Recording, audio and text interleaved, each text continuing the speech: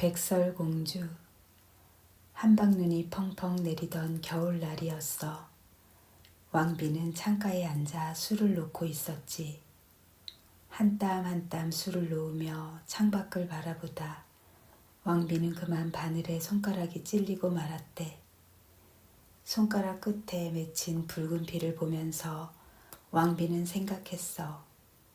눈처럼 흰 살결과 피처럼 붉은 입술, 수처럼 까만 머리를 가진 아이가 있었으면. 이듬해 봄, 왕비는 딸을 낳았단다. 아기는 눈처럼 흰 살결에 붉은 입술, 수처럼 검은 머리칼을 갖고 있었지. 왕과 왕비는 아기를 백설공주라고 부르기로 했대. 그런데 왕비는 얼마 뒤 세상을 뜨고 말았단다. 왕은 곧 새 왕비를 맞았어. 새 왕비는 잘난 척 하길 좋아하는 사람이었는데 신비한 마법의 거울을 가지고 있었어. 새 왕비는 거울을 보면서 이렇게 묻곤 했어. 거울아, 이 세상에서 누가 제일 예쁘지? 그러면 거울은 이렇게 대답했대. 왕비님이 이 세상에서 가장 아름답습니다. 백설공주는 무럭무럭 자라 화창한 봄날처럼 예뻐졌단다. 어느 날 새 왕비가 거울에게 물었어. 거울아, 이 세상에서 누가 제일 예쁘지? 신비한 마법의 거울이 대답했어. 이 방에서는 왕비님이 가장 예쁘고 이 세상에서는 백설공주가 가장 아름답지요. 새 왕비는 깜짝 놀랐어.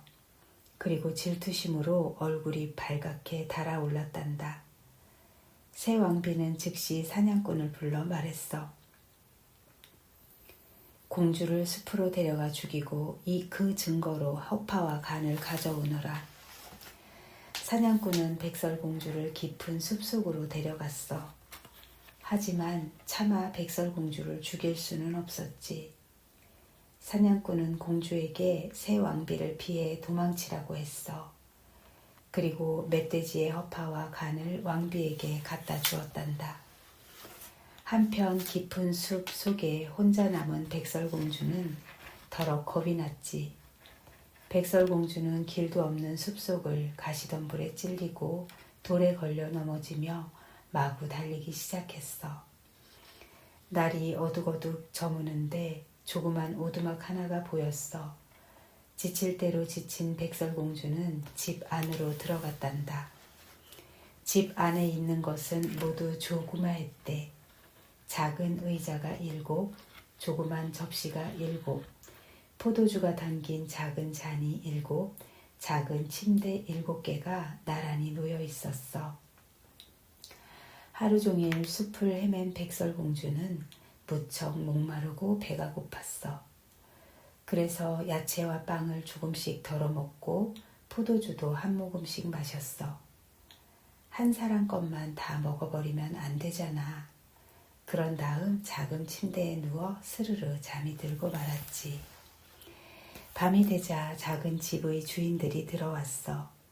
산에서 광물을 캐는 7명의 난쟁이들이었지. 난쟁이들은 뭔가 이상하다는 걸 금방 알아챘어. 누가 내 의자에 앉았지? 누가 내 빵을 건드렸지? 누가 내 잔에 담긴 포도주를 마셨지? 난쟁이들이 와글와글 떠드는데 갑자기 7째 난쟁이가 소리쳤단다. 누가 내 침대에서 자고 있어. 7 난쟁이들은 우르르 침대가로 몰려갔어. 세상에 어쩜 이렇게 예쁠까? 7 난쟁이들은 곤히 잠든 백설공주를 깨우지 않고 그냥 자도록 했어. 이튿날 아침 백설공주는 자기가 겪은 일을 몽땅 말했어. 마음씨 착한 난쟁이들은 공주에게 함께 살자고 했단다. 한편 백설공주가 죽었다고 생각한 새 왕비는 다시 마법의 거울에게 물었지. 거울아, 이 세상에서 누가 제일 예쁘지? 그러자 거울이 대답했지. 이 성에서는 왕비님이 가장 예쁘고 이 세상에서는 백설공주가 가장 예쁘지요. 활활 타오르는 화로처럼 화가 난 새 왕비는 당장 빗장수 차림으로 변장했어. 새 왕비는 산 넘고 강 건너 7 난쟁이의 집을 찾아왔어. 아가씨, 빗 하나만 사세요. 알록달록 빗을 구경하는데 빗장수가 말했어. 아가씨, 머리를 빗겨드릴게요.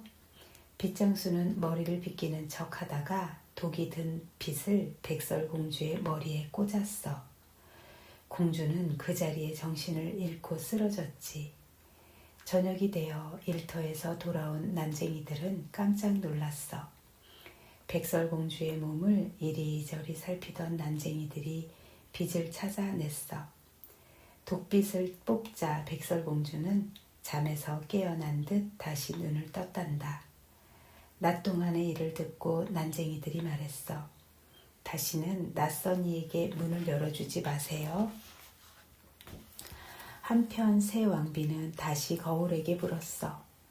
거울아, 이 세상에서 누가 제일 예쁘지?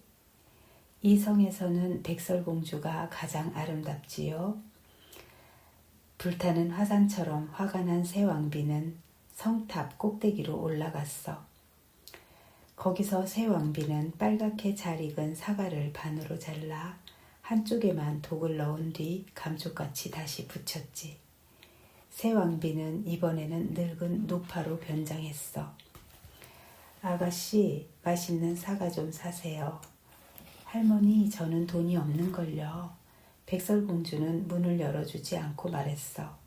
그럼 맛만 보세요. 반으로 쪼개서 빨간 쪽은 아가씨가, 하얀 쪽은 내가 먹을게요. 노파는 사과를 크게 베어 먹고 공주에게 주었어. 빨갛고 탐스러운 사과를 받아 한 입 깨물자마자 백설공주는 정신을 잃고 쓰러졌어. 새 왕비는 산이 울리도록 크게 웃으며 돌아갔지. 그날따라 일터에서 늦게 돌아온 난쟁이들이 공주를 발견했을 때는 입에서 숨소리조차 새어나오지 않았대.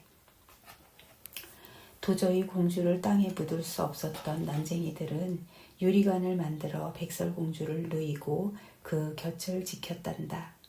숲속 동물들도 모두 찾아와 슬피 울었지. 어느 날 사냥 나온 이웃나라 왕자가 유리관 속의 백설공주를 보았어. 이 어여쁜 공주님을 내가 데려가도 되겠소? 왕자가 하도 간곡하게 부탁하는 바람에 난쟁이들은 공주를 왕자에게 보내기로 했단다. 왕자는 시종들에게 유리관을 어깨에 짊어지라고 명령했어. 그런데 시종 하나가 돌에 걸려 넘어지면서 유리관이 바닥에 쿵 떨어졌지. 그 바람에 공주의 목에 걸린 사과 조각이 튀어나왔어. 만세, 공주님이 살아나셨다. 7 난쟁이들은 모두 기뻐하며 소리쳤지. 왕자는 그 자리에서 백설공주에게 청혼했어. 백설공주는 부끄러워하며 고개를 끄덕였지. 백설공주와 왕자는 7 난쟁이의 축복을 받으며 행복한 결혼식을 올렸단다. 짧지만 소중한 시간 함께 해주셔서 감사합니다.